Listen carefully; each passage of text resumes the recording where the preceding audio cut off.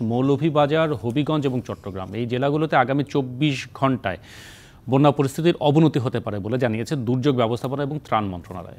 বিকেলে মন্ত্রণালয়ের সংবাদ সম্মেলনে অতিরিক্ত সচিব KM আলী রিয়াজ জানিয়েছেন, বন্যা কবলিত এলাকায় নগদ টাকা, শুকনো খাবার পাঠানো হয়েছে। বন্যা কবলিত এলাকার জেলা প্রশাসকদের সাথে কাজ করছেন বৈষম্য বিরোধী ছাত্র আন্দোলনের সমন্বয়করাও। জানানো হয়, অতি বৃষ্টি এবং উজান থেকে নেমে আসা পানি বন্যার কারণ।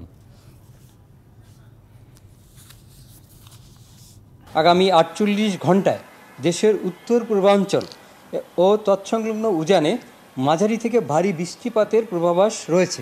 বন্যা আক্রান্ত জেলাগুলি হচ্ছে সুনামগঞ্জ, মৌলভীবাজার, হবিগঞ্জ, ফেনী ও চট্টগ্রাম, কুশিয়ারা, মনু, ধলাই, খোয়াই, মুহুরী, ফেনী ও হালদা।